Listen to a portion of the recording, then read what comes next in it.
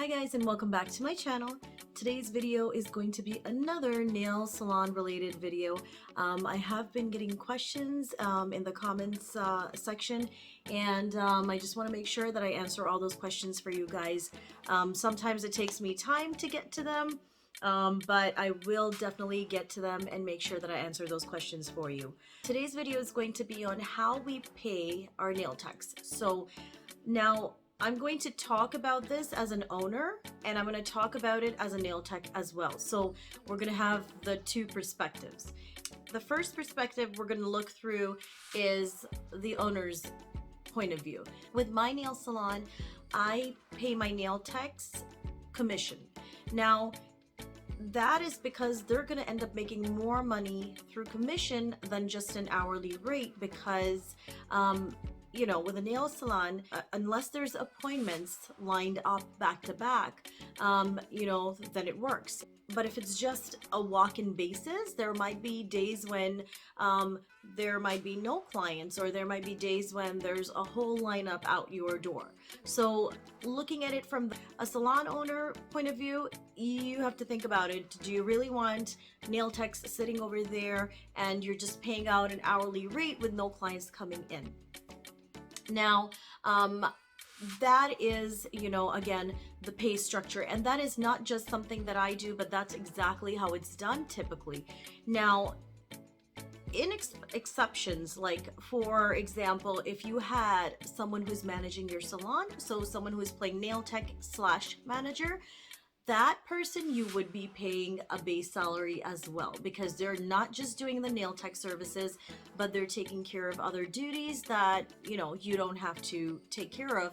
And, you know, that's more responsibilities on them. You know, that could be opening the salon, closing, counting the cash till, pretty much anything and everything, you know, making sure everything is, you know, all set at the salon. In that case, you're going to go ahead and pay your nail tech who's acting as a manager as well. You would pay her base and commission on top of that. And then of course you make your tips as well. Now, let's just say I'm a nail tech. So of course, again, you still want to get paid commission instead of salary, because that doesn't limit you. Now, say if you had 10 clients in a day, you're going to get commission for all those 10 clients as opposed to just that hourly base pay. Like I said, that's not something that you prefer to do one way. That is what the nail business is all about. You get paid commission. Typically, what is the commission that you pay to your nail techs? I've heard of people, you know, where you have girls come in who are not licensed, and they're just doing some services. You know, they might be doing just polishing or however, just to kind of learn, to shadow. For them, it would be 50% commission, or if you wanted to do a base pay for them. But then you have the licensed techs who are, you know, bringing in the business, they're doing awesome work. They will get 60% commission. I've had nail techs come in for interviews and they said, we want 70 to 75% commission. That doesn't work, because you know what? That's almost like saying someone wants to just rent out your place. So that doesn't work when you're looking at the structure as to you're a nail salon owner. So you have to think both ways. So of course, we're thinking with the nail techs have to make money, but then you have to make money too to have this place going. You're paying rent, you're paying the utilities, the supplies, everything and anything that comes to your mind, you're paying for. Now, let's just say there was a nail tech that came in and she was absolutely pro. Like, I mean, she's that kind of person where the people are like, I need this nail tech. Then I would up my commission to 65%, because based on that work, you know that there's going to be all these people lined up over here because of her. So eventually it works out. That is probably my max that I would go up to. I would not go any higher than 65. And again, 65 is an exception. I would stick to 60 because, again, like I said, you are the nail salon owner. You know all those bills that you have. You know everything that you're responsible for when it comes to products, when it comes to bills, utilities, rent, anything. Again, like I said, a lot of responsibilities as a nail salon owner, liability, right? So in that case, you have to make some money too. So the 60/40 is just perfect. That is the question that I was asked. How do you pay your nail techs, and if it's salary based or commission? So typically, that if that answers your question, that typically it is commission based, and that's how I did it. I did have a salon manager who took care of things, and she got base pay as well as commissions for the services that she did. And of course, then again, their tips. So now, how do people get paid their tips? I didn't pay them at the end of the day. I ended up paying them, unless it was like cash that was given to them, that was totally fine. But if it was through credit cards, then they would wait for their pay day, and then that's when we would give them their pay. We would calculate it, and that's how they would get paid. But if it was cash, they got it the same time, from their clients, and they had it. But if it was anything on credit cards, then they would get it on their pay schedule, which was bi-weekly. Now, another thing is, how often do you pay? What is your pay structure? What is your pay schedule for your nail techs? I did them bi-weekly.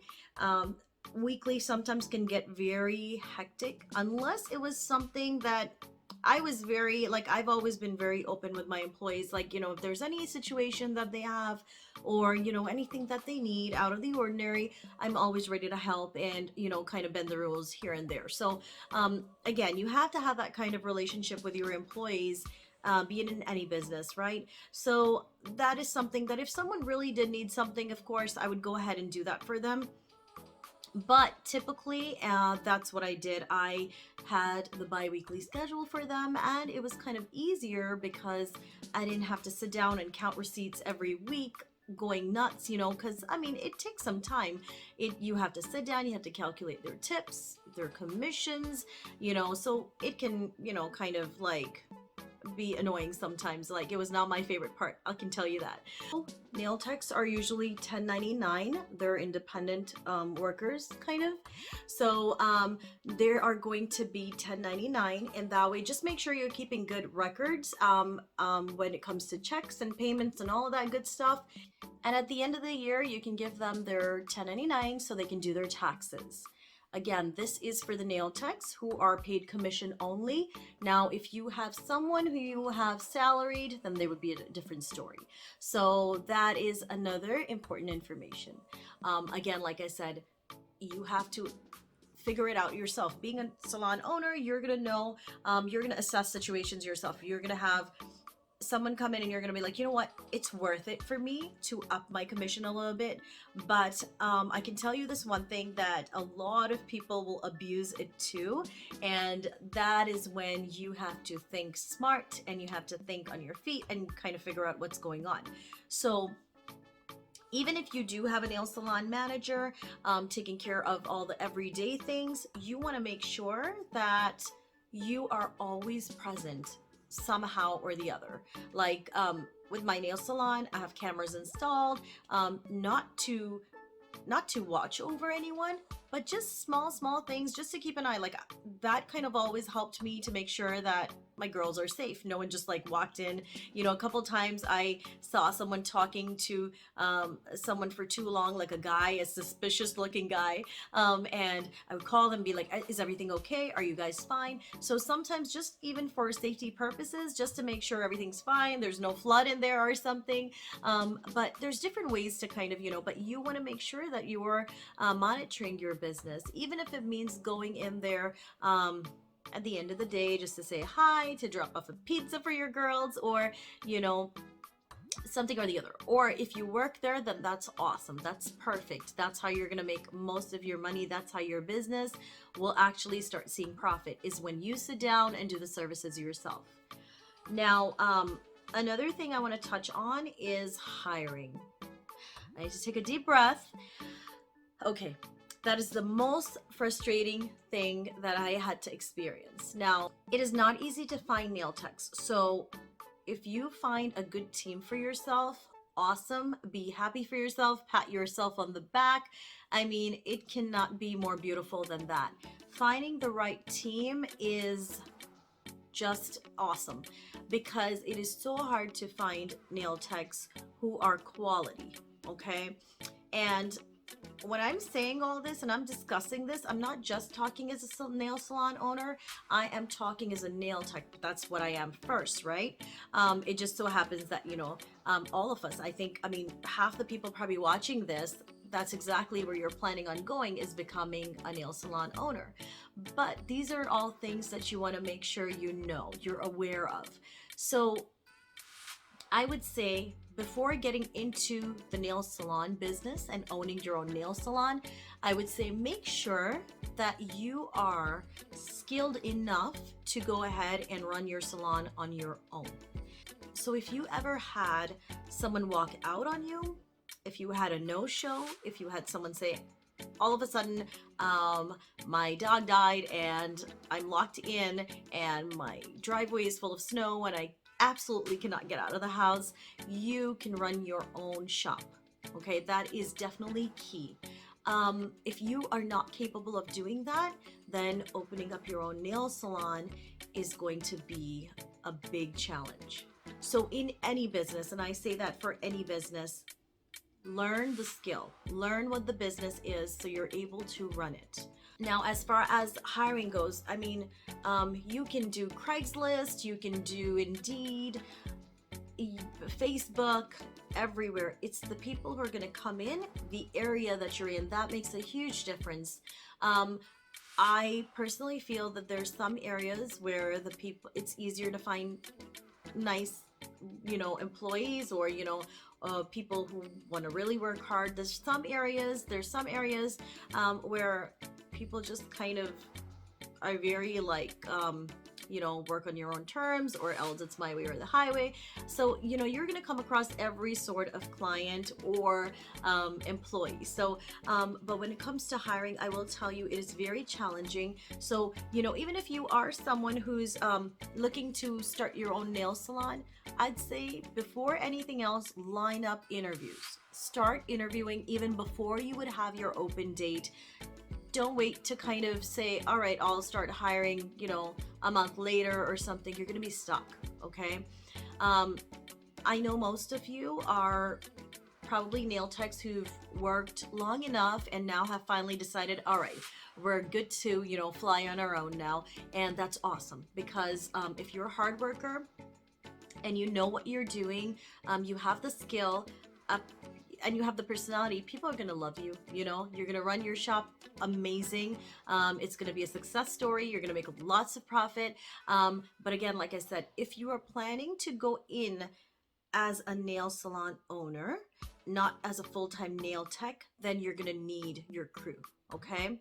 That was kind of a little bit like my situation. So even though I did nails hands-on, I was in, tech myself, I didn't go into it by thinking that I would be sitting here from morning to night and just working and pretty much spending my whole day over here. I do own other businesses, and that is something I plan on working on everything together. Nail salon was my passion. It was my dream, my girly dream. So that was something that I had to kind of, find that right balance. But I did need a good team to be able to handle it with me, because I couldn't be there from morning to night. But thanks to God, luckily I did have this wonderful person who I could count on, and she was like my salon manager pretty much. But when it comes to finding the right employees, that is going to be a challenge. Be prepared for that. So walk in with that guard. Okay, so I think I answered pretty much. As far as pay structure, you guys wanted to know, I told you that. And then hiring. So make sure that you have lots of nail tech friends. If you graduated from a school, I'm sure there's other girls who would like to kind of team up with you, friends who would, love to work with you. One bad person in your salon can pretty much ruin the image. They can pretty much turn off so many people. So make sure that you're always there to make sure that your clients are getting quality service. I hope that this answered your question, and if you have any more interesting ones like this, please go ahead, comment down below, and I will definitely answer them. I hope you guys stay safe, stay happy, stay healthy, and go for it. Go for your dream. Go get that nail salon license and start working. Till then, bye.